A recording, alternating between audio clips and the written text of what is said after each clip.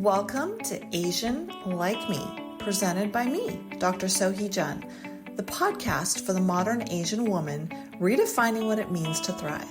I've spent years navigating the complexities of culture, family expectations, and career ambitions. Here, we have real, unfiltered conversations with incredible women who are breaking barriers, charting their own paths, and owning their power. Together, we'll dive into the wins, the lessons, and the challenges we all face. And yeah, we'll laugh. We'll share stories and drop some actionable tips to help you crush it in your own way. This is your space to feel seen, heard, and inspired. Ready to rewrite the rules? Let's drop in. Angela, I've been waiting to talk to you because one, I think you're a phenomenal modern Asian female. For me, typify that. And I want to start this conversation off with the question of what's currently lighting you up? Well, before I get there, I just have to start with mad mutual respect. So let's get that out of the way. Right? Love it. So we have to start there to ground all of our listeners that this is going to be a love fest. So buckle up. What's lighting me up is I am discovering and really appreciating the gift of time. So in December, I stepped down from a full-time role after working full-time for 30 years. And I don't know if I've told you this story, Sohee, but 3 people in our friend group were suddenly diagnosed with pancreatic cancer. Oh. 2 of them were in their 50s and 1 woman was in her 70s. The woman who was in her 70s was someone I met. We both served on a museum board together, and I was just getting to start to know her. Vibrant, rock star of a woman, funny, she just had all this charisma. And then she stopped showing up for meetings. We got a notice that she had fallen ill, and then she was gone.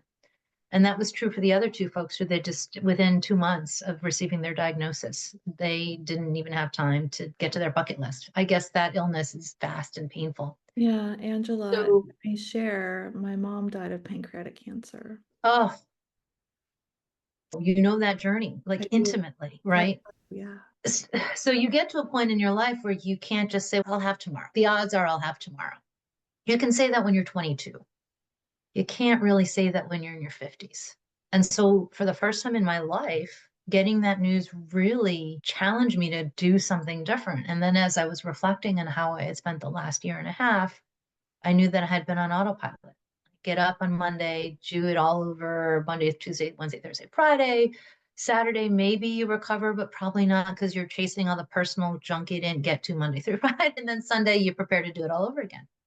Realize that's not, when you talk about being on a hamster wheel, that was it. And so I needed to get off of it. I needed to stop just talking about it or dreaming about it and just do it. And it was a bit of an existential crisis because I finally reached what I considered the pinnacle of my career, right? I was the CHRO of this really notable organization. Who would I be if I stepped away from it? Mm-hmm. And so I had to really think about what was more important. And I realized that my ego had to be set aside so that I could take care of myself. Yeah. Because your ego is not going to help you when you're dead. No. Angela, this conversation is hitting me on so many levels. One, the ego thing, I've been really contemplating that a lot. And what happens when we put that down and put down our story of what success looks like for us? And it sounds like that's what you did in this journey of really looking at your 30 plus year career, of which, oh, by the way, the pinnacle being head of HR, the top dog, the big mama for Harvard Business Review Publishing. And so I can see why it would have been hard to walk away from something like that. And then I do believe, Angela, that the world gives us signals and clues, and I'm very spiritual. If you didn't know that about me, so my dad was a former Buddhist monk. And it was also when my mom passed from pancreatic cancer. And for her, it was 4 months from diagnosis to her passing. And it was another awakening. And I hate to say that we need these types of awakenings. I don't want to glorify some trauma in order for us to wake up, but that is what it takes for a lot of people. Yeah. And I think especially for us, so we recognize that to achieve that level of success in your career is hard fought, hard won, and therefore difficult to give up. I'm not a white man who can just bounce to another CEO spot, right? I really had to think long and hard. And actually, the decision came more easily to me than I thought once I realized what was really at stake, and been doing a lot of reading and listening and talking about the pursuit of happiness. And it is about the things that are really important. And your job is not in the top 10. Yeah. Service is giving to something bigger than yourself, belonging to a community. Those things are important, but that's different than your daytime job. Yeah. Okay, you said something I really have to double click into because it does at times, as an Asian female in particular, feel like I have to claw my way up Yeah. one by one, Yeah. right? And you having reached the pinnacle of that, I want to know what those clawing journeys were like, for lack of a better word. And you said something about you're not just a white man that can get another job. And that's so true. Can we just expand on that? Because often, I'm going to be real, I've often sat here and thought, oh my God, if I was a white male, and this isn't to knock them, but it is what it currently exists, that it would be just so easy for me to find another X, whatever that X Yeah. is. The Yeah. opportunity would, or I would walk around the world differently and just move about it differently. Yeah. So expand on that for me. So real talk, right? I mean, I recognize also that I have privilege. Um, Mhm. my parents made sure that I had a good education. I'm reasonably attractive.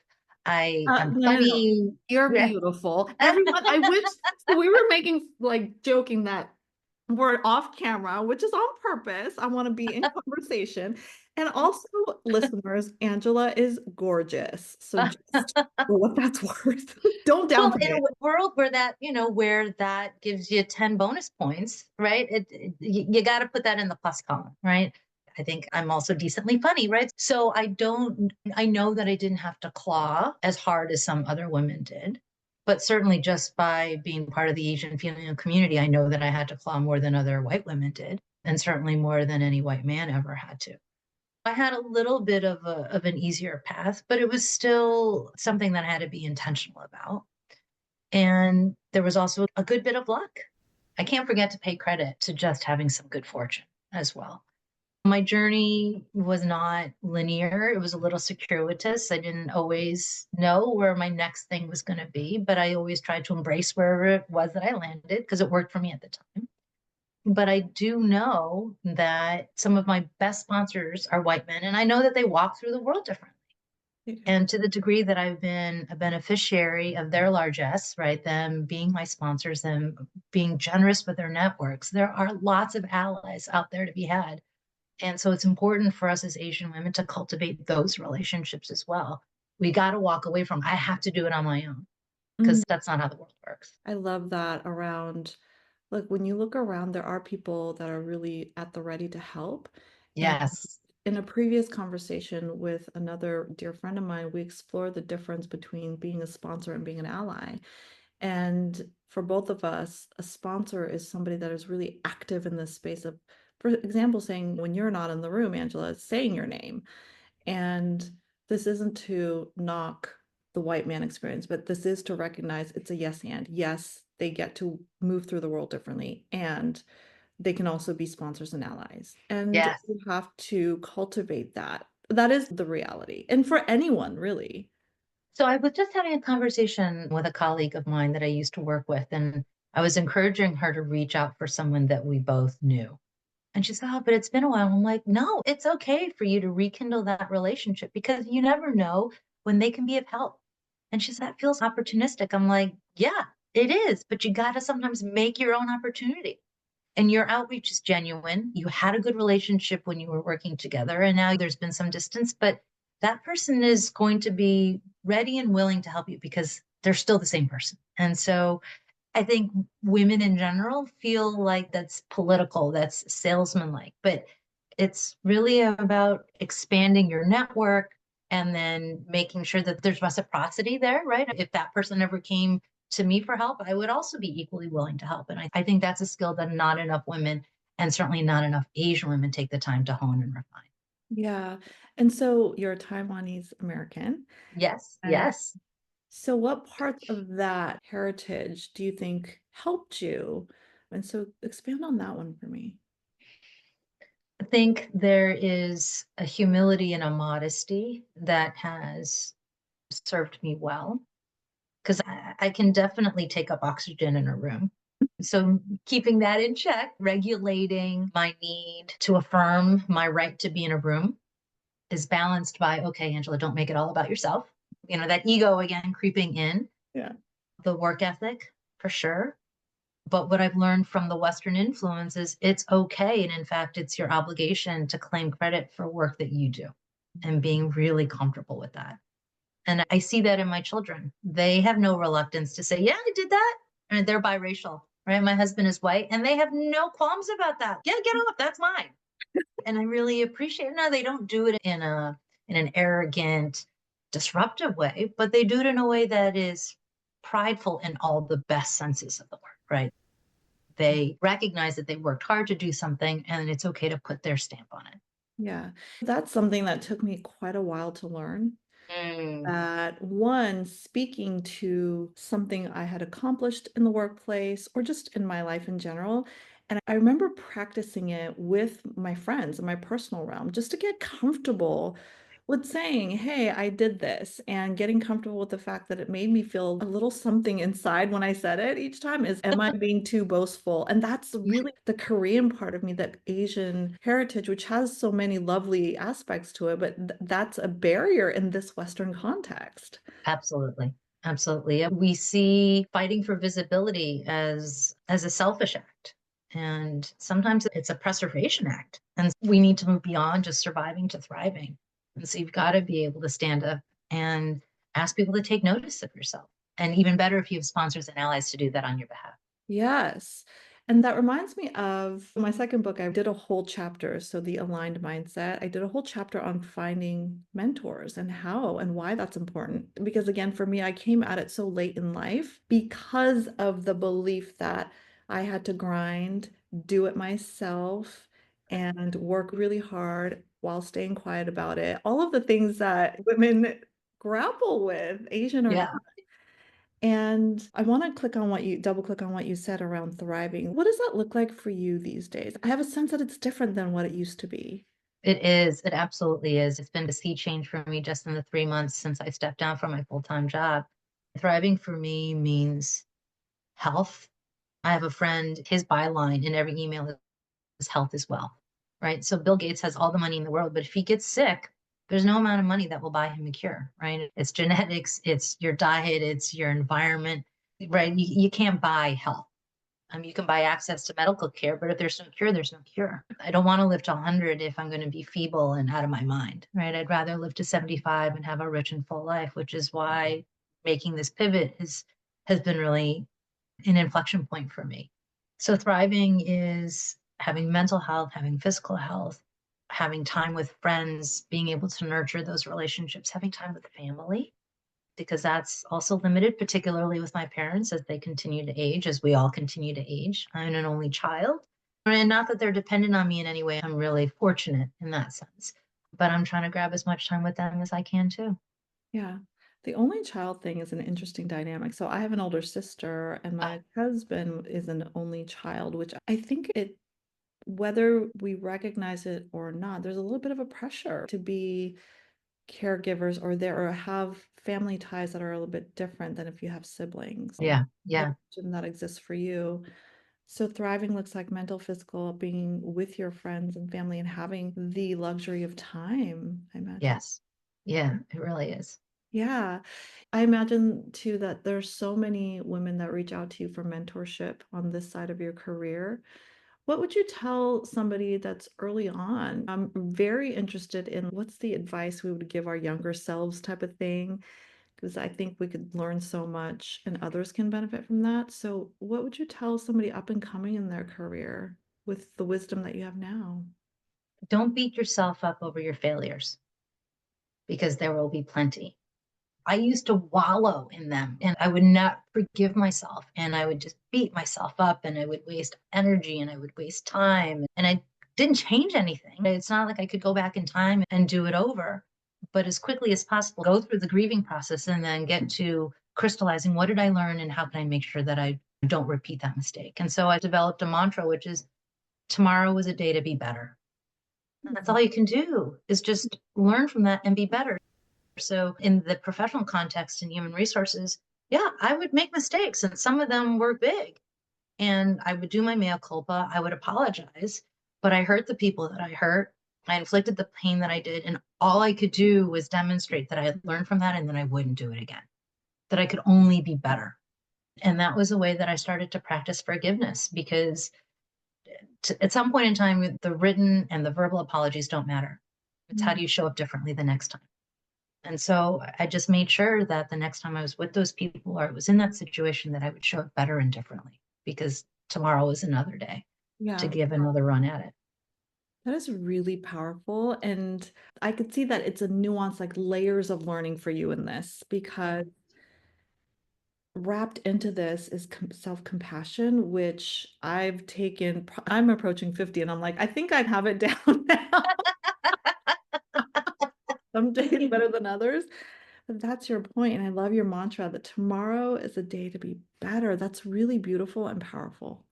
Right? It's not about perfection, but is it about progress? It's okay going through it, not necessarily getting over it, going through it, working through it, but then coming out on the other side slightly better than where you Yeah.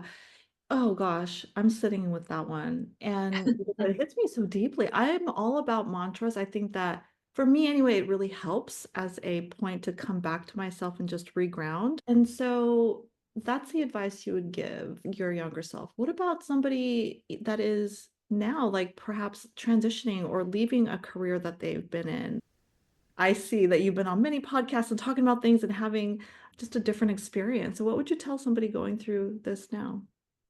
It has been interesting. So hey, there have been people who've just cold called me through LinkedIn. And, hey, I found your profile. I would love to just spend some time, pick your brain. And now that I have the luxury of time, I'm happy to give it to those folks. And I don't charge for my time. But for women who are at the same age or stage of their life and career, I try to instill in them a greater sense of urgency. Don't waste your time in a toxic job. Don't waste your time working for someone who doesn't value you.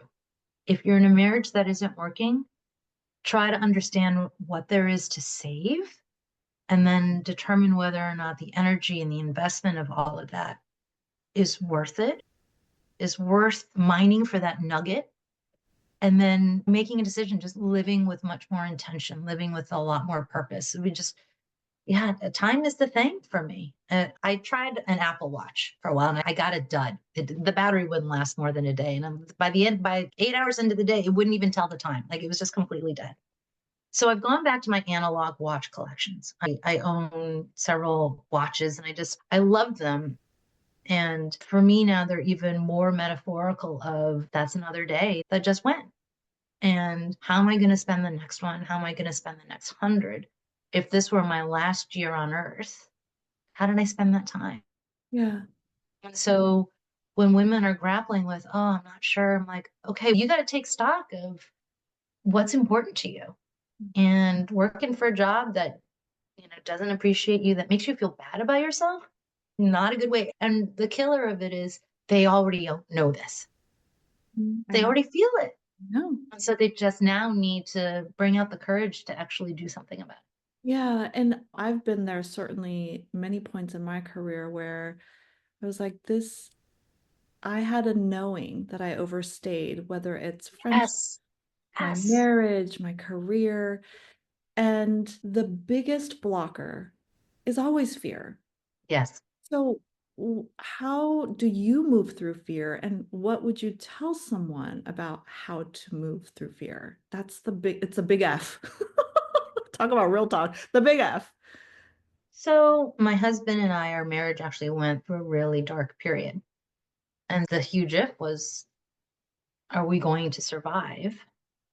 But the even bigger if was, what is there to save? Let's talk about what's fundamentally special or important about this relationship. And we both committed to understanding, going through that process, exploring what it was that we were trying to save. The end goal wasn't necessarily going to save this marriage. The end goal was at least let's rediscover what it was that made us work in the first place. And if we could recover that, then we could be committed on the journey of being better for each other. Yeah. And I think from my limited exposure, I think a lot of couples skip over that. They just get to, we're going to try and save it, but they don't know what they're fighting for. Mm. And if you don't know what you're solving for, then you're not applying the right solutions. You're going to therapy and you're talking about the wrong thing. And so that was a trial of our lives that was really difficult. And actually, I give most of the credit to my husband because he was the one who was unwilling to give up. If it Mm. were up to me, I probably would have been divorced by now. Oh, But wow. he was willing to really dig in Yeah. and do the work and read and go to therapy and talk to his friends and really do a lot of self-inflection, that he was my role model for, okay, I need to put in that kind of effort. Yeah. So the journey of going through the pain, because there's got to be something better than where you are today, is part of being human, right? I mean, animals just run away from pain, right? They don't sit with it, and they don't like birds aren't like, let me see if maybe I'll be eaten today. They fly away. Yeah. And humans have a different level of consciousness. And we shouldn't squander that, because there's some gifts that don't just get handed to you. Sometimes you have to earn them all over again. That's beautiful. I've always believed that the way to move through fear is through it. Exactly Yes. what you said is you have to be willing to sit in the muck, in the murky, in the scary, in all of the feelings.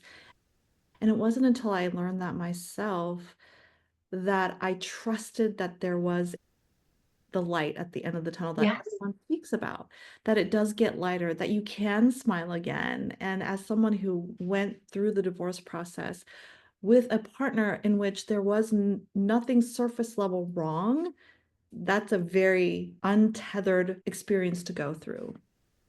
Because on the outward, there was nothing wrong.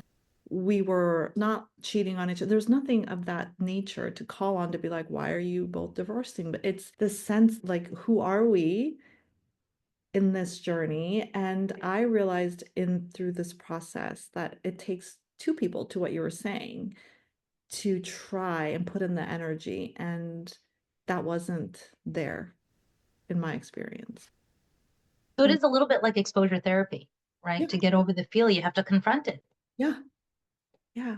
And that applies to like career, that applies to finding new friendships. And I know a lot of women on this side of it as they transition with kids going to high school or college or empty nesters. And I don't know how old your kids are, but it's a different phase in which it feels scary. Who am I? These big questions come up. What do I want? What gives me hope, joy? Like all of these big questions that come up. And I don't know if any of those are coming up for you on this side of it.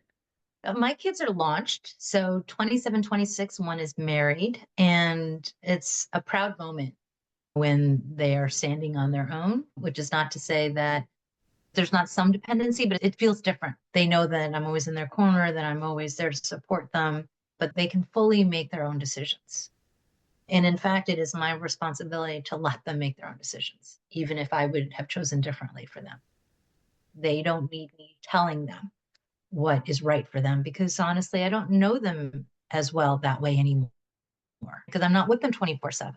So I just have to trust that they're going to confront their own pains, that they're going to make their own mistakes, and that they're strong enough and smart enough and have a good enough network of people who love them that they'll survive and thrive. Yeah. Was there any friction? I guess that's the word that comes to me around their college, like for them getting to college experience. I know a lot of friends of mine currently are in that phase and they're like both in the world of, oh my gosh, I only have a year or two more left with my kid or children. And I think there is a sense of loss and a sense of grief and not yet able to get to that lightness, enjoying what's possible. So they're in that space.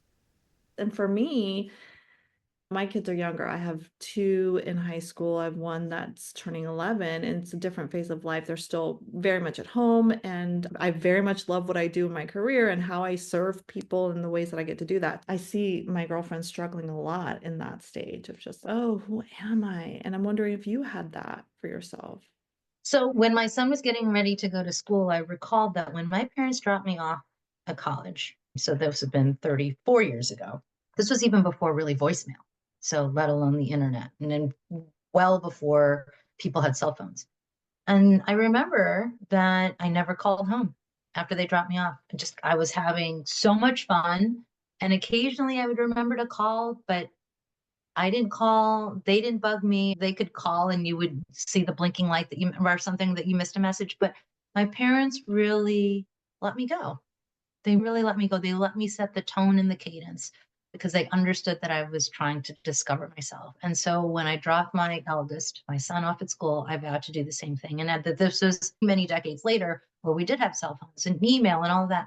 And my friends would ask, when's the last time you talked to Matthew? I don't. I would see him when he came home for fall break or Thanksgiving or the holidays, but rarely would we talk otherwise because he didn't need it. He was obviously doing well. I'm grateful that he met his girlfriend, now his wife, because if anything ever happened to Matthew, I knew that she would tell me because that was the only way I knew he was still alive. But that was a gift that my parents gave to me. And as helicoptering as they were, as strict as they were, when it came time to let me go to college, they let me go. And I wanted to do the same thing for my children. I did the same for my daughter, but my daughter and I have a very different relationship. We talk much, much more frequently, but it was whatever they needed. I let them dictate what they wanted because I think that was a respect that they had earned. That's powerful. So let me just touch on the fact that there's very much a difference from my perspective, and I'm hearing that from you too, around parenting boys and girls.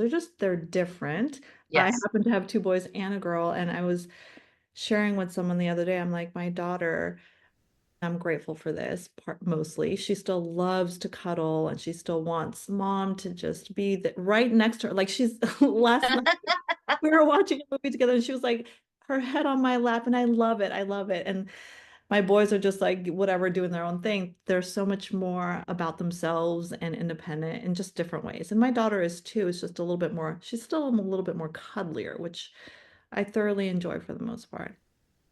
And my philosophy, what you said, Angela, about how you parented your kids and how you parent your kids, I had this philosophy that I share, and it was met with some, I don't understand that, or how could you be that as a parent? But I think you'll get it because I think you're like, I see you as a parent that is of the same philosophy and mindset, which is that my kids are on loan to me. And this is a phrase that I borrowed from my corporate days of my employees are on loan to me. And it's my job to develop them. It is my job to give them opportunities and get out of their way and support them. And I borrowed that in the parenting world because I really do. My job as a parent is to set them free so that they're confident, they know themselves, they can advocate, they have community, they have a sense of who they are. So my job isn't as a parent to hold on to them or tell them who to be or what to do or all the things that I believe come with the extreme of helicopter parenting these days. For me, it's go, do, experiment. It's not in a reckless way, but putting the guardrails so that you or my kids are functioning and highly functioning and thriving. And that means that they're on loan to me only a certain amount of time in which I can leave that imprint. So I have a feeling that's similar. 100%. Yeah. 100%. And just to add a finer point to that, when my husband and I walked my son down the aisle at his wedding, I was sobbing. The pictures afterward were terrible because I had no makeup left because I realized I was giving my son away. It wasn't like the daughter being in away, which is the convention. I was giving my son away to my daughter-in-law. The in-law family has fully embraced Matthew. They love him to death because, of course, they would. He's amazing. But he wasn't mine. He was his wife's, as it should be. Yeah. And it was probably one of the most bittersweet days of my life. It was a beautiful day, but I knew then that something had shifted in my relationship with my son. And I think all moms need to be prepared for that, for the day when their son gets married. I think you expect that a little bit because we're taught that we give the bride away. Nobody talks about giving the groom away. And that was not something I was prepared for. So get ready for it because it will happen. Angela, I am taking that to heart, honestly. And I think it is a gift to the relationship with the daughter-in-law, one that Yeah. Yes. Oh, honey, let me tell you, if she doesn't like you, you're not seeing the grandchildren. that is what Like, I'm saying. I know. I've seen that happen a million times. yeah, so I am trying to win the world's best mother-in-law award. I don't give any advice. all I want to do is help. I will be there whenever she wants me. Like whatever she needs. Like I am getting in. I am getting in good. And we love her to pieces. She's wonderful. I'm sure. And I think that is seriously really good, solid advice for my marriage in the way that it was. Didn't work out, but we are excellent co-parents and we respect each other deeply and are the best of friends.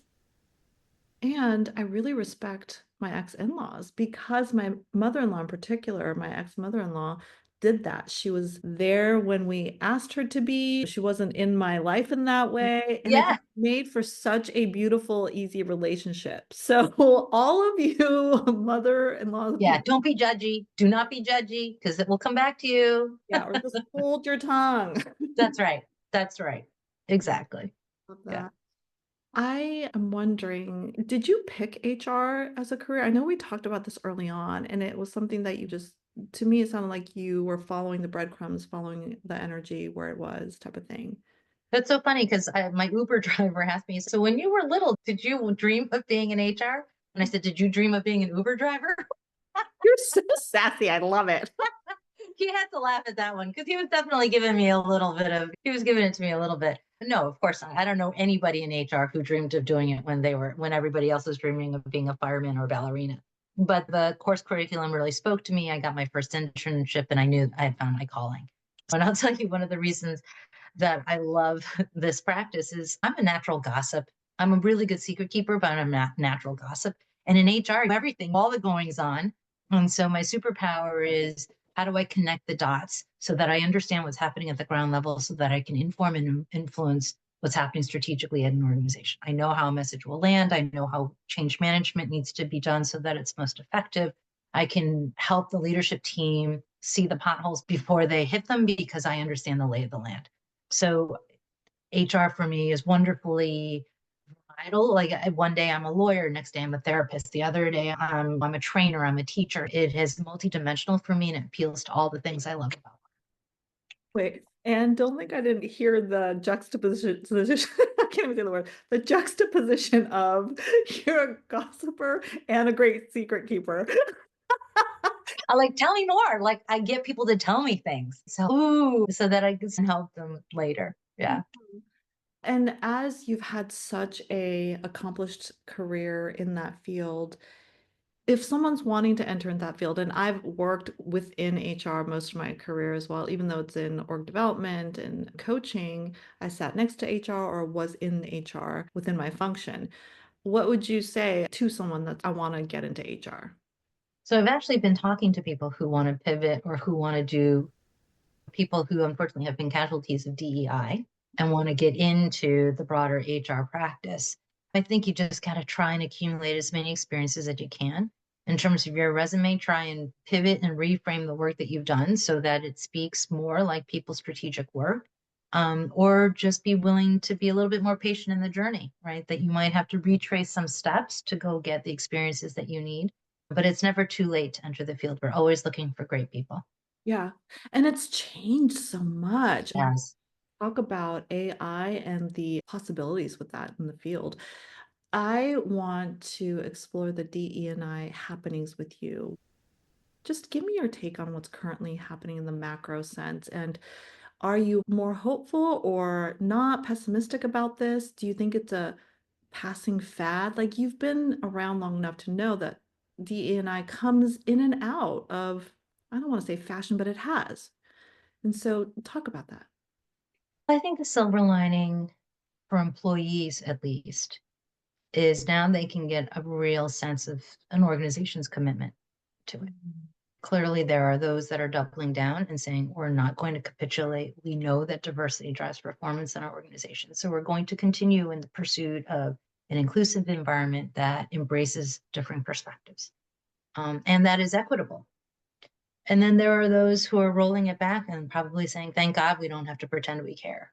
Mm. So I think for people who are in search of an organization that aligns with their values, it can be a very clarifying, right? To know that Costco is the place where you want to work and Target is not the place where you want to work, just to pick on some really obvious examples. As much as I rail against Jamie Dimon and some of the things he says about the future work, JP Morgan is doubling down on DEI. So I think in that regard, it's been really helpful to know who's genuinely committed to that effort. Now, having said that, I met a woman who works for an organization that helps the formerly incarcerated find jobs. And one of her organization's biggest clients is, in fact, Walmart.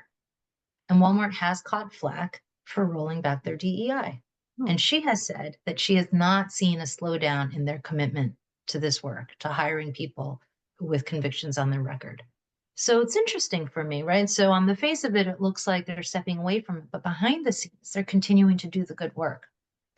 So maybe it's strategic on their part, right? They're trying to shield themselves from becoming a target of the current administration while under the waterline, continuing to do what's right. So I think it just means we have to dig a little bit deeper to understand where organizations' real positions are. I hope that we don't lose sight of the importance of this work. I hope it's not cyclical. I hope this is just turmoil that we're experiencing temporarily. But at the very least, we will know who's really on the right side of it. I really resonate with what you said about that, that it can be very clarifying. And as an individual trying to make sense of it, I think that's the starting point of Yeah, looking at, okay, so what are my values? And what are the organizations that share my values? And where do I that's go right. from? It's a beautiful place to start and a powerful place to start. And before we jumped on to start actually recording, we talked about connection and community. And I know for me, the launching of this podcast in this year on Lunar New Year's was very intentional in that, of course, I know what's happening in the macro landscape and the cancel culture of DE&I and the way that it was going and is going currently.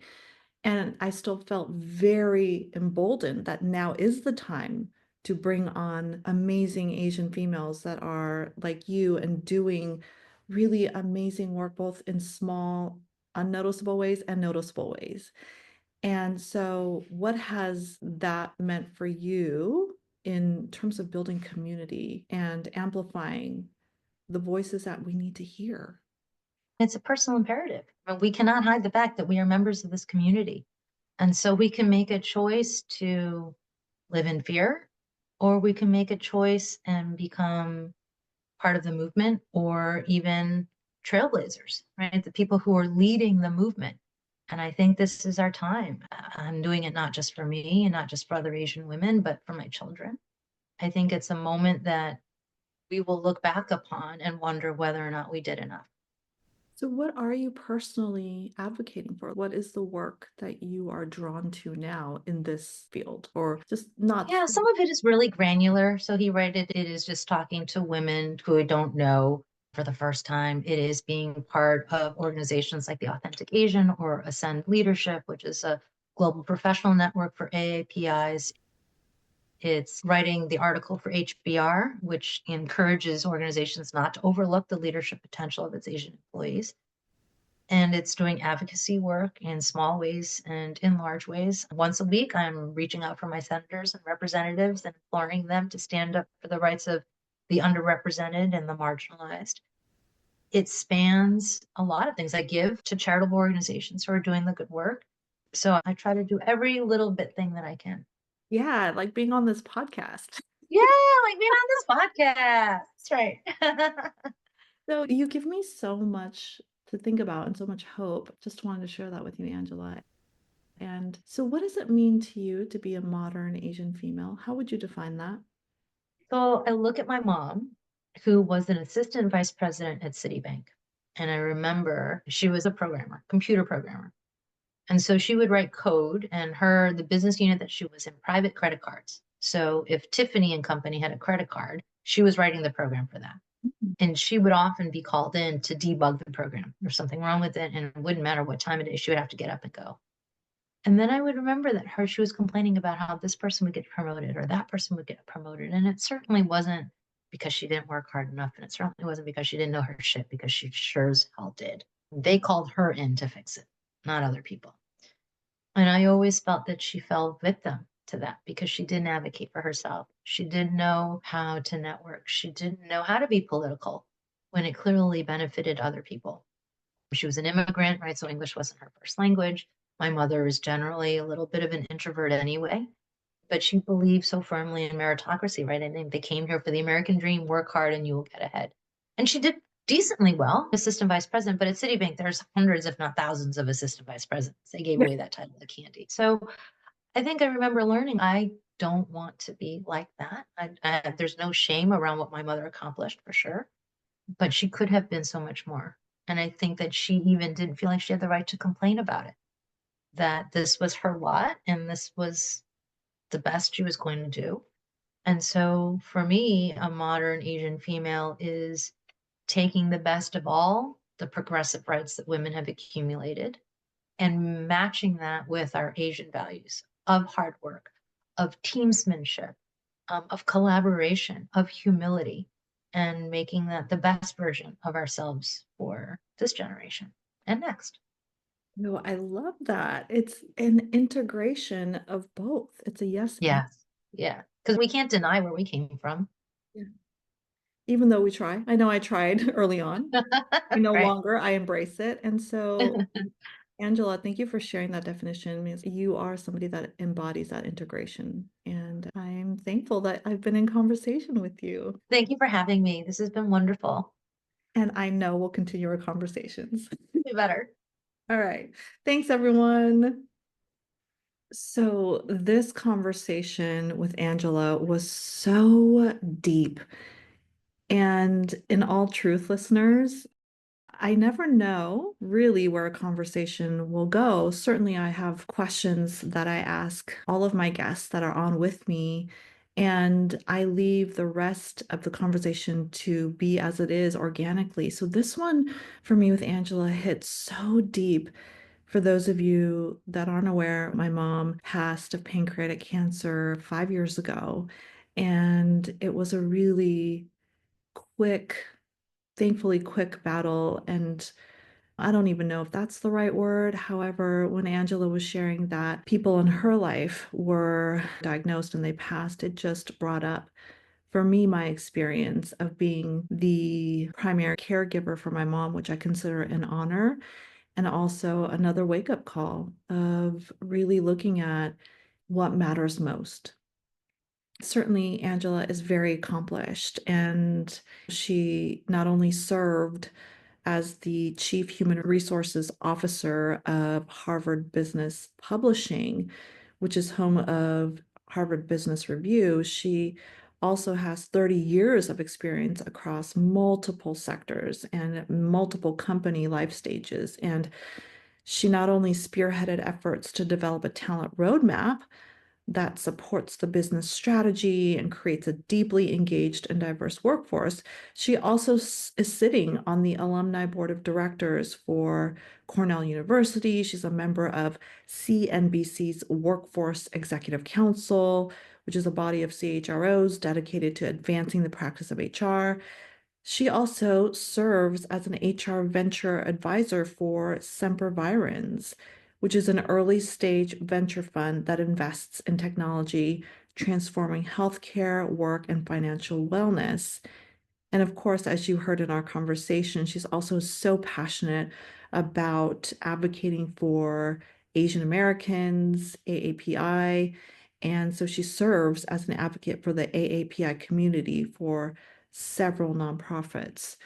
And as accomplished as she is, one of the key takeaways from our conversation that she shared is around the mantra of tomorrow is a day to be better. And that helps me as a former recovering perfectionist that it is about learning from lessons. We will all have failures, we will all have mistakes for as long as we are on this planet. So, the way to be more self compassionate through our experiences is to understand that tomorrow is a day to be better. And she also touched on the urgency that in the season of her life that she feels a sense of urgency and she wants to share that and awaken that within the people that she interacts with of not staying too long, of not being in the toxic job, relationship, situation, and really taking that next step forward. And that is a question that I have for all of you listening, which is around thriving. So the first reflection question is, I invite you to define what thriving means and looks like for you in this season of your life. Certainly, thriving for me now looks different than it did when I was in my 20s and 30s, even in my 40s, as I enter another decade soon. Thriving is all about quality and lots of space, lots of being able to explore what I'm curious about and less about rushing. So I invite you to define what that means and looks like for you.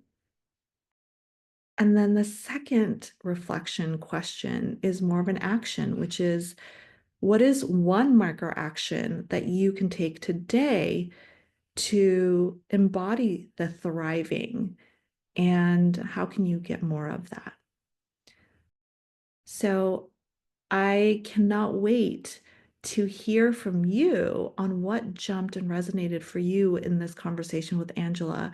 We talked about so many things, from parenting to career to post career to thriving to advocating.